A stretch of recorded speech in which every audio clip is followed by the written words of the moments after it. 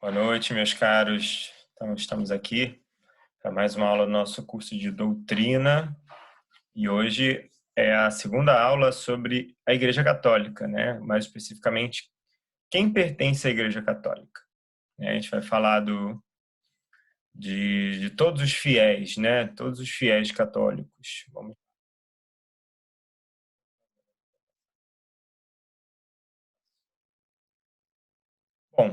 uma introdução sobre esse tema, né? A gente lembrar o que vimos um pouco na aula passada, né, que foi a aula inicial falando sobre a igreja, o que é a igreja, os símbolos da igreja, né? Então, São Paulo compara a igreja ao corpo de Cristo, com o corpo humano. Não compara ao corpo de Cristo, compara a igreja, que é o corpo de Cristo, com o corpo humano, que é um só, com membros diferentes. Ou seja, no nosso corpo, que é único, nós só temos um único corpo, cada um, nós temos diversos membros, temos a cabeça, mãos, pés, rins, pulmões, etc., né? E o corpo de Cristo, que é a igreja, também é assim, né? Então, Jesus Cristo é a cabeça desse corpo e os membros são os cristãos, todos os demais cristãos, todos os batizados.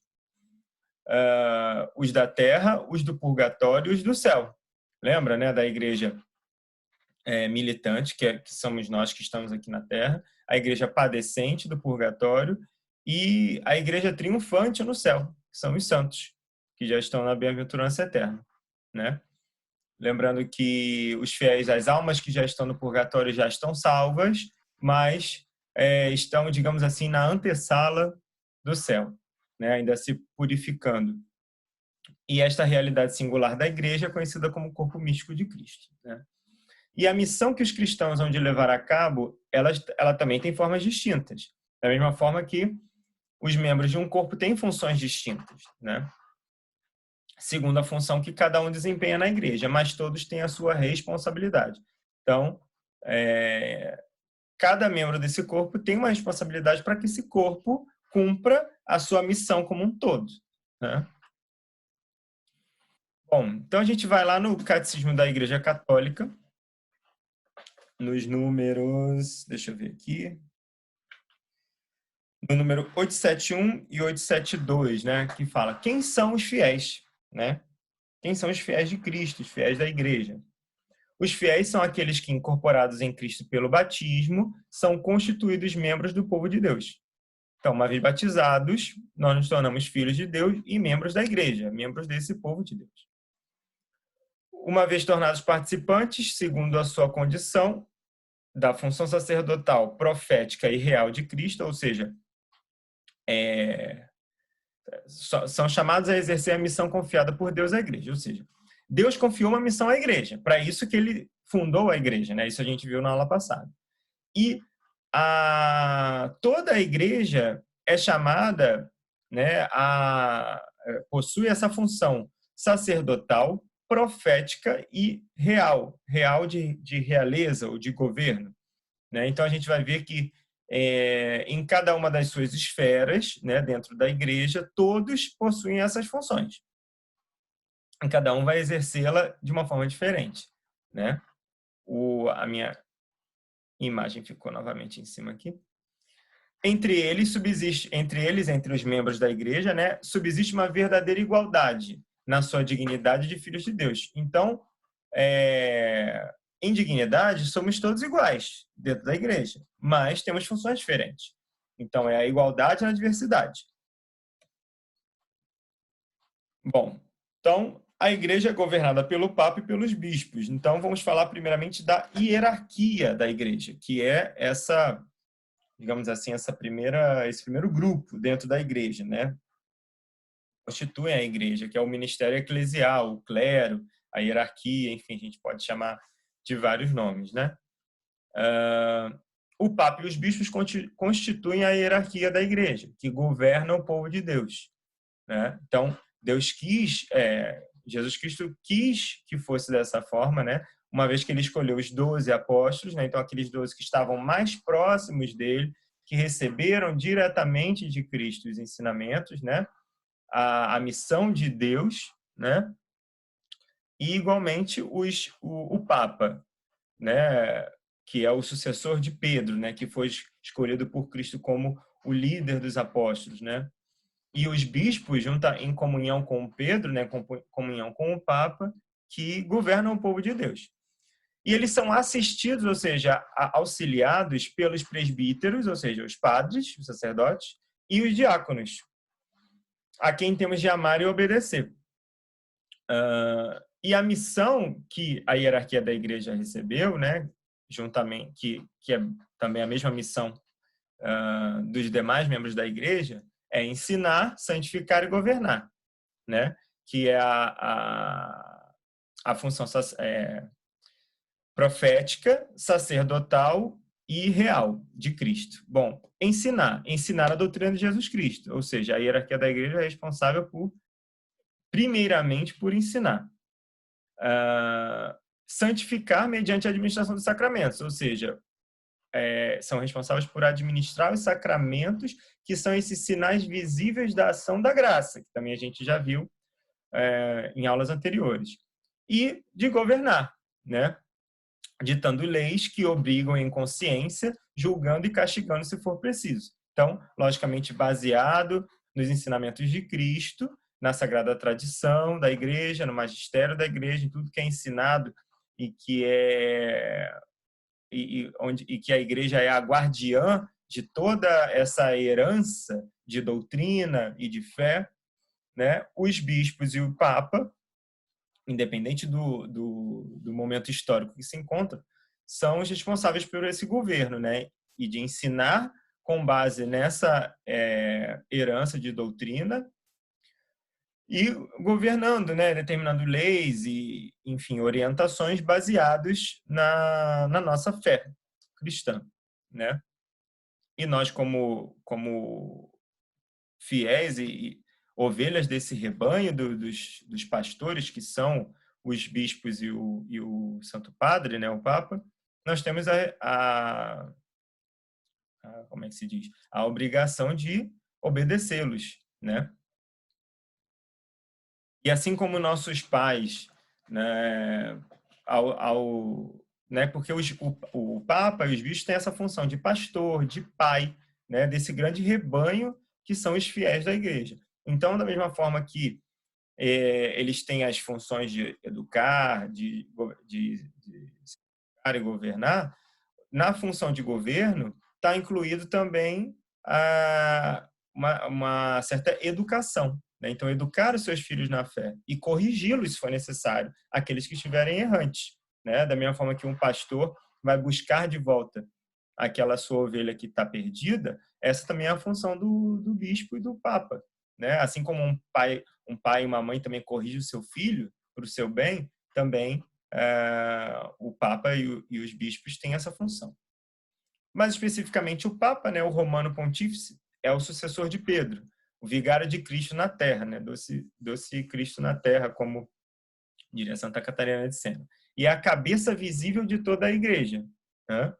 Com jurisdição suprema sobre todos e cada um dos pastores e fiéis. Então, o Papa ele faz as funções de Cristo na Terra, né? Então, ele é a cabeça visível. A cabeça da igreja é o próprio Cristo. E a cabeça visível, ou seja, aqui na Terra, é o Papa. Então, ele tem a jurisdição suprema sobre todos os demais fiéis. Além disso, por vontade divina, o Papa é infalível e não pode equivocar-se quando define doutrinas de fé e de moral, como mestre supremo da Igreja. Então, isso é um dogma da fé e a gente pode ver isso ao longo dos séculos, né, que em nenhum momento, independente do nível de santidade do Papa em que esteja como Papa em determinado momento histórico, no que se diz respeito à doutrina de fé e moral, o Papa é infalível. Então, até hoje, né, e assim porque o Espírito Santo é que move essas decisões da Igreja, no que diz respeito à doutrina de fé e moral, sempre os papas estão sempre concordando, né, e nunca, enfim, fazem nenhuma alteração que não esteja de acordo com a vontade de Deus, né, e com a doutrina ensinada por nosso Senhor Jesus Cristo. Mas em outras questões não existe essa infalibilidade do Papa, né?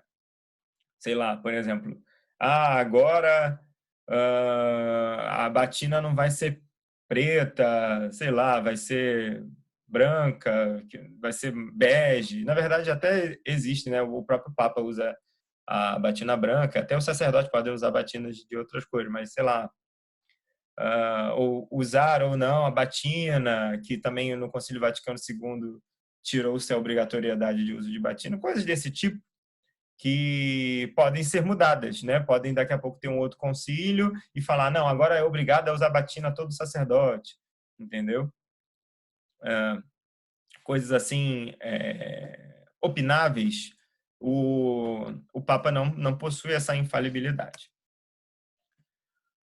Bom, os bispos, né? Os bispos são os sucessores dos apóstolos. Assim como o Papa também é o sucessor de Pedro, né? É o sucessor de um dos apóstolos, mais especificamente de Pedro.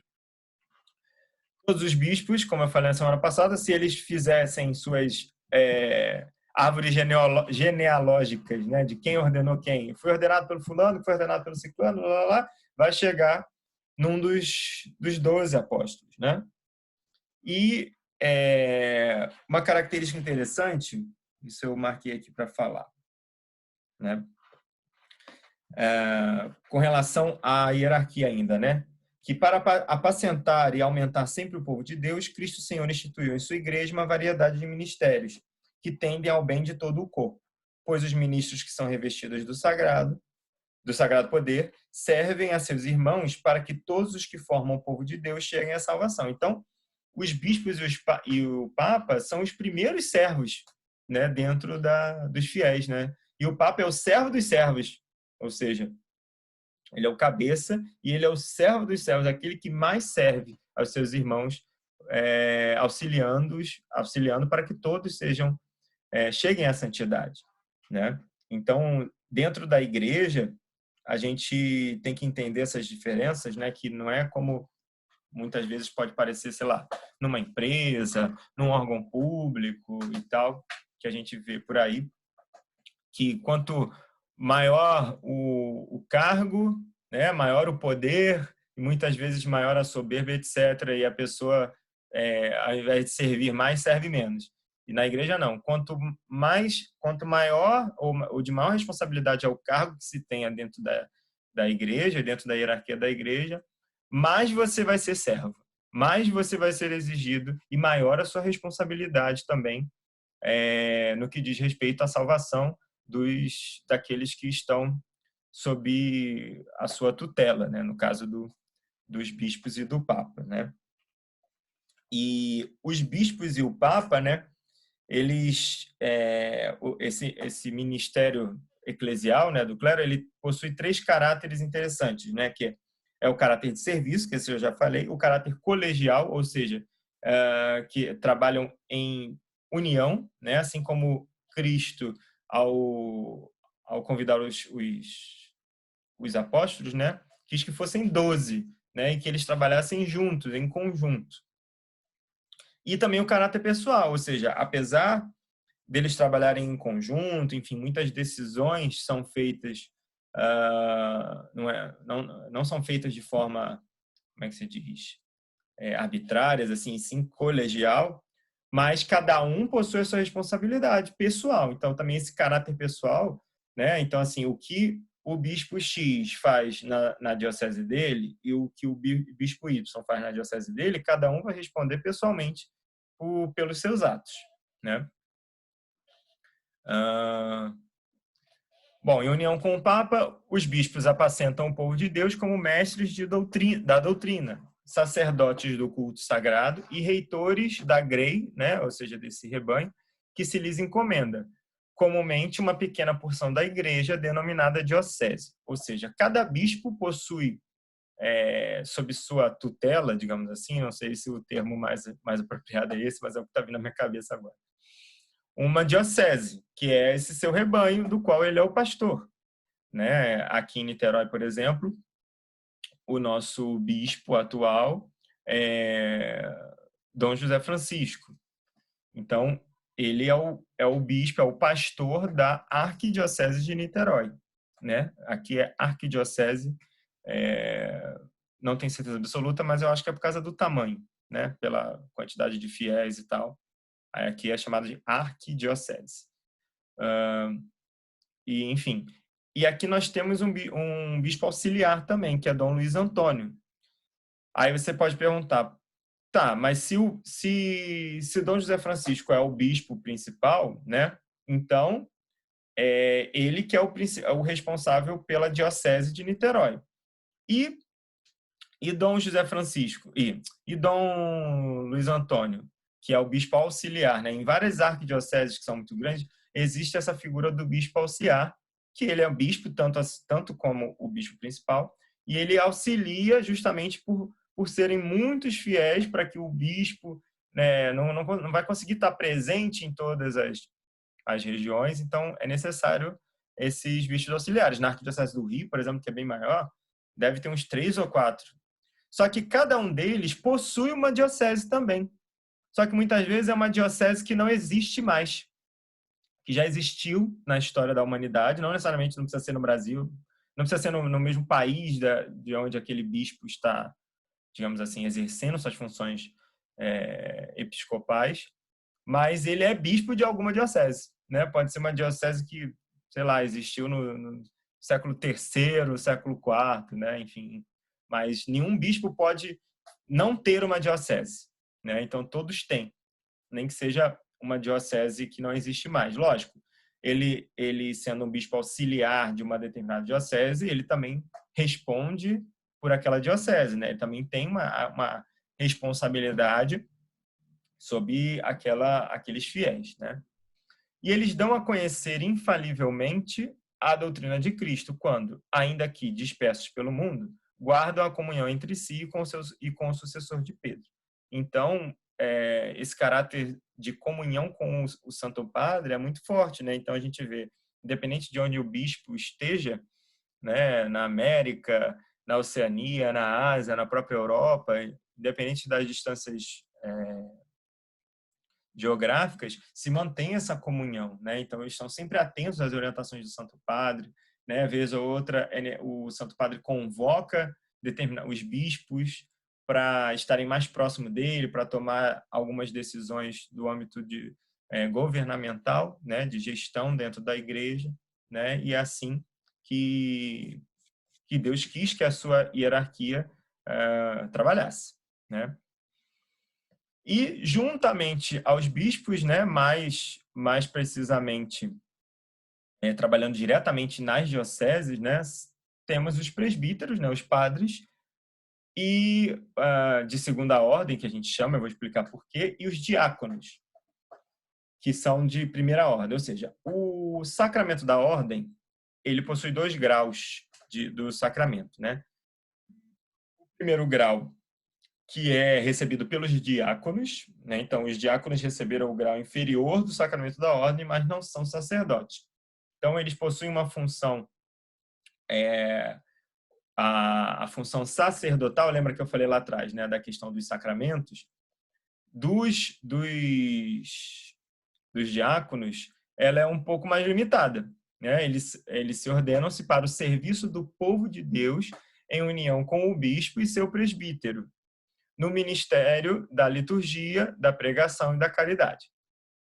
Então, o diaconato, né, que é esse primeiro grau da ordem, ele surge desde o início da igreja, né, o primeiro diácono foi São Lourenço, e os apóstolos viram a necessidade de ter homens, né, que não necessariamente seriam celibatários, como os apóstolos, para auxiliar no culto, né, na realização do culto e no atendimento aos fiéis.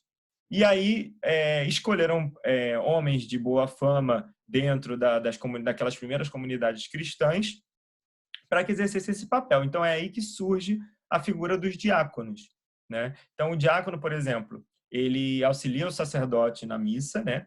Mas ele não celebra a missa jamais.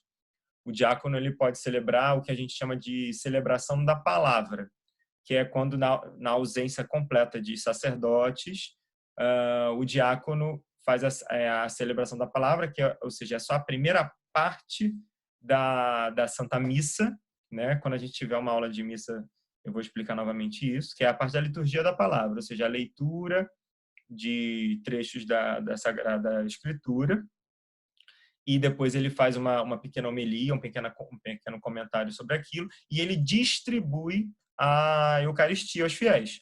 Mas ele não consagra a Eucaristia, porque só quem pode fazê-lo, quem Deus dá esse poder de consagrar o pão e o vinho, é o sacerdote, né?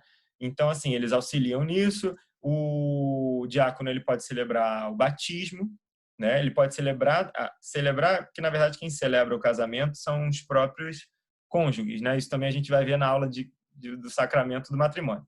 Mas ele pode ser testemunha, né, do sacramento do matrimônio, não precisa ser um sacerdote, do batismo, enfim.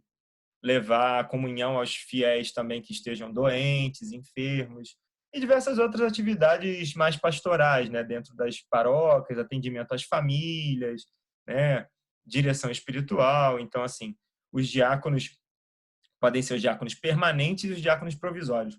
Os diáconos provisórios são os que vão se ordenar padre, né? Antes de serem padres, eles recebem também esse primeiro grau do diaconato, esse primeiro grau da ordem, que é o diaconato.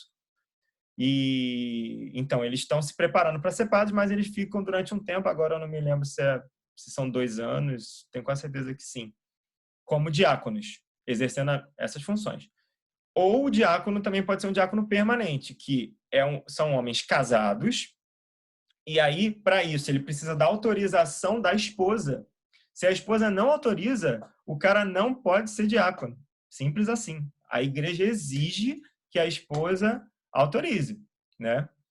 E aí eles estudam também nos seminários, é um tempo um pouco mais reduzido, e aí se ordenam diáconos permanentes, então eles vão ser diáconos para sempre, porque eles já são casados, né?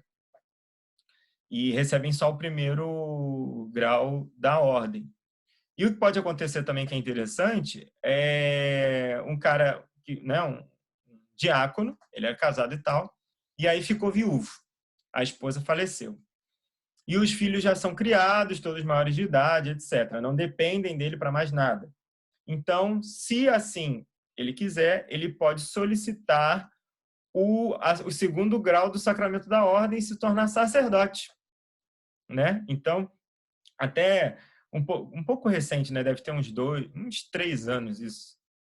Uns 3 ou 4 anos, eu fiquei sabendo lá na Arquidiocese do Rio, na época que eu morava lá, da ordenação de 2 sacerdotes que eram diáconos, né? Eram diáconos permanentes, e aí ficaram viúvos, já tinham uma certa idade e tal, os filhos todos já eram adultos e maiores de idade, e aí eles solicitaram receber o sacramento da ordem, né? Enfim, fizeram os estudos complementares e receberam o sacramento da ordem e agora são sacerdotes, né? São sacerdotes e já foram casados, né? Então é possível nesse formato, logicamente. Bom, e finalmente os sacerdotes são os ministros de Cristo, que sob a autoridade do bispo cooperam com ele, né? Então todo sacerdote ele está sob a autoridade de algum bispo, ele não pode por aí, né? Espera aí só um minuto que a minha bateria está acabando. Então, para que não tenhamos problemas aqui durante a nossa aula, me perdoem. Bom, agora sim. Deixa eu voltar aqui.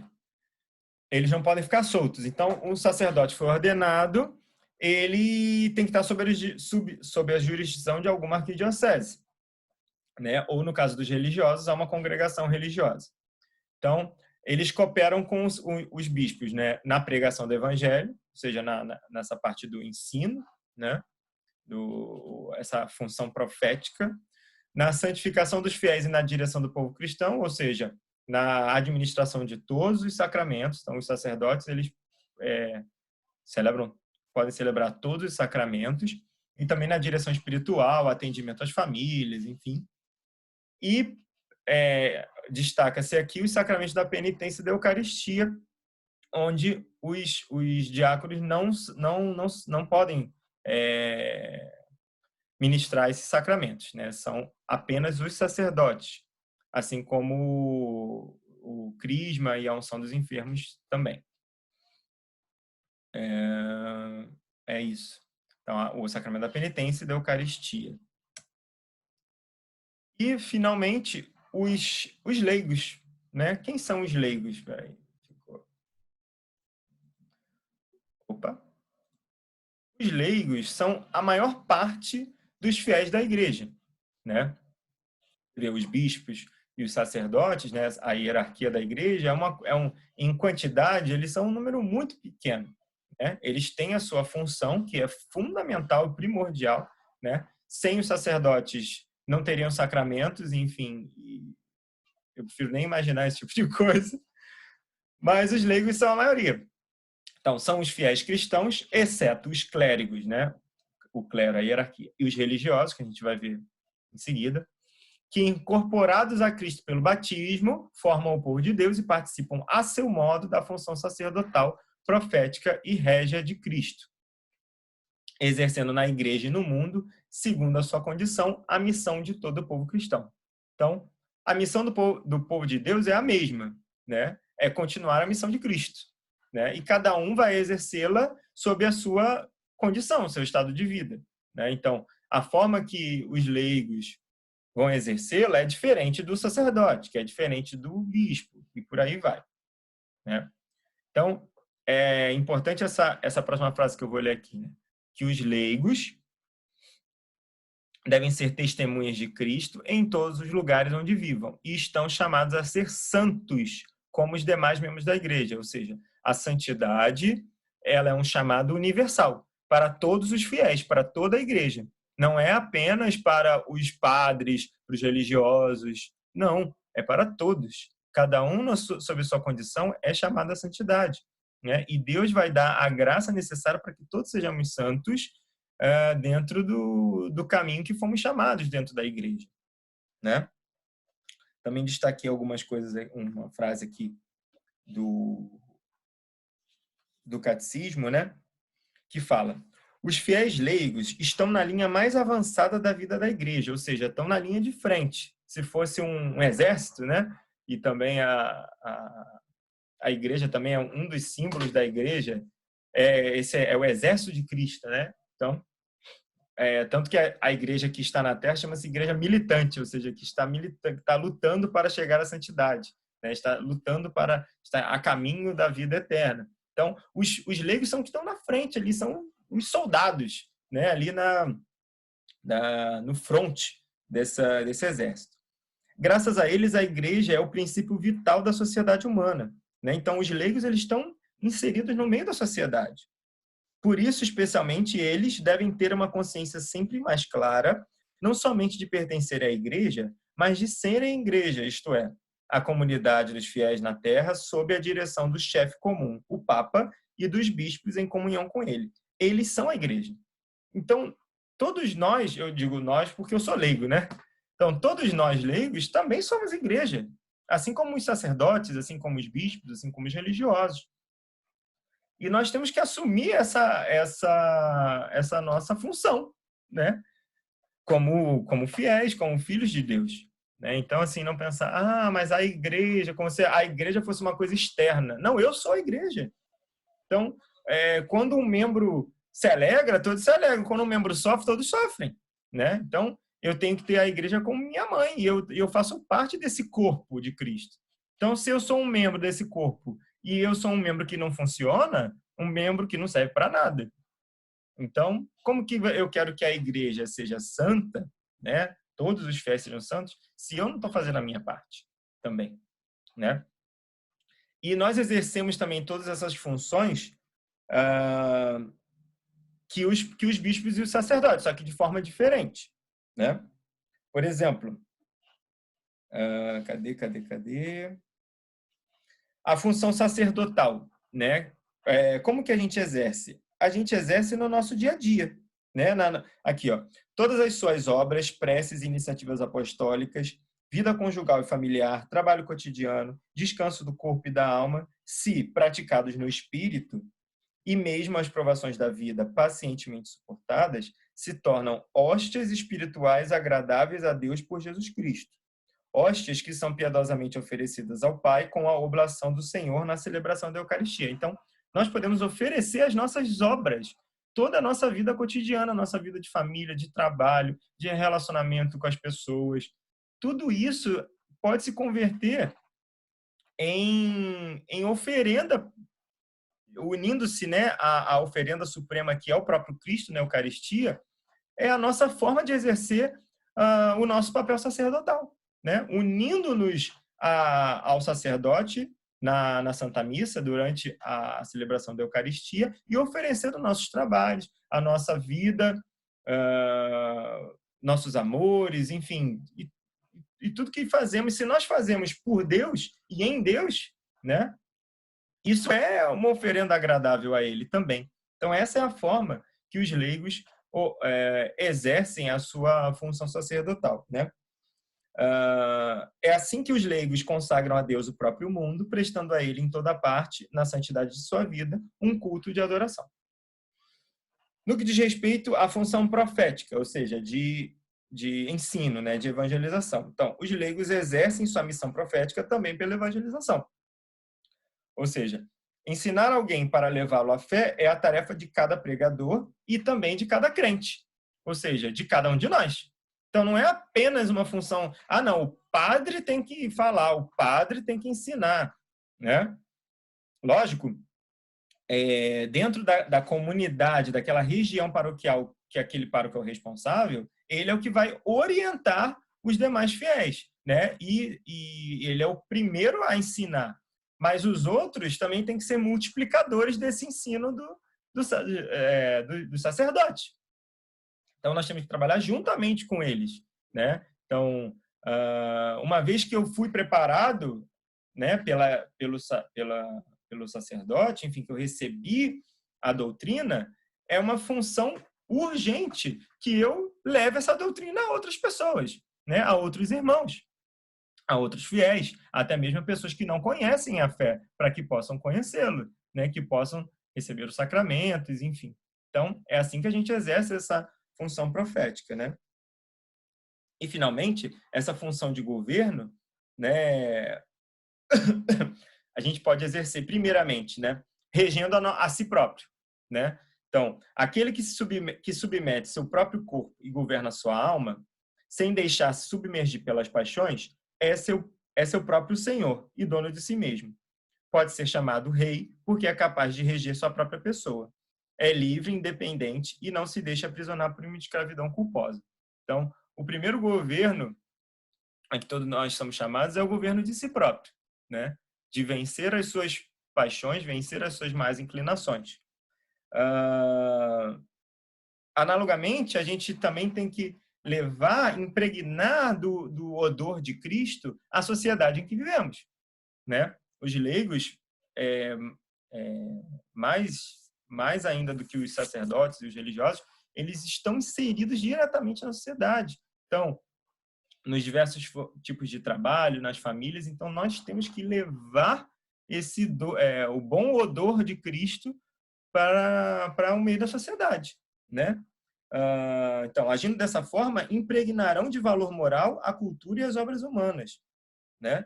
E também nós podemos colaborar com os próprios pastores no serviço, né, da comunidade paroquial, né, eclesial, ou seja, exercendo funções dentro da igreja, enfim, auxiliando os trabalhos que a igreja desenvolve junto aos fiéis daquela comunidade, né, auxiliando numa pastoral, enfim, atendendo outras famílias, orientando amigos também. Os leigos também podem ser diretores espirituais, né? Lógico que devidamente formados anteriormente, né? Então, a gente também pode exercer essa função de direção espiritual de outros amigos, de outras famílias, enfim, e auxiliando a igreja também desse modo. Finalmente, os religiosos.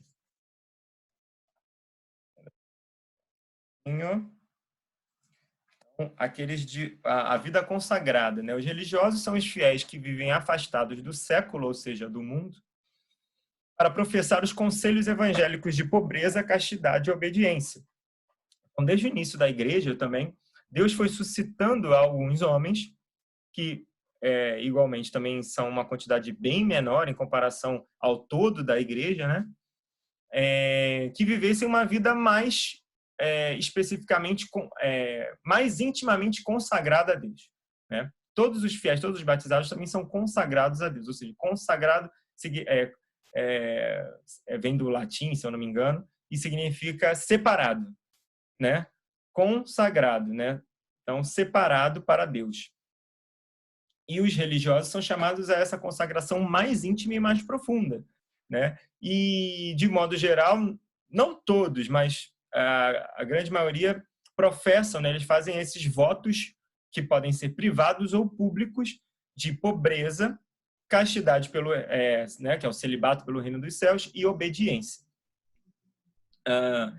E, através disso, eles proporcionam um admirável testemunho de que o mundo não pode ser transformado nem oferecido a Deus sem o espírito das bem-aventuranças, né? Então, procuram viver as bem-aventuranças, assim como todos os fiéis são chamados a vivê-las, né? Mas eles vivem de um modo ainda mais radical.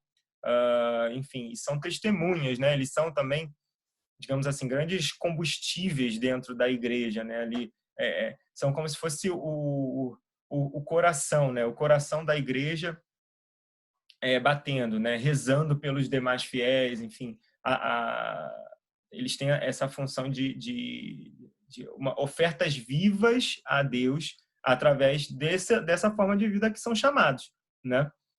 Deus chama pessoas para esse estado de vida, né? Pode ser vida monástica ou eremítica, que são mais separados mesmo, né? A vida consagrada, de modo geral, em suas diferentes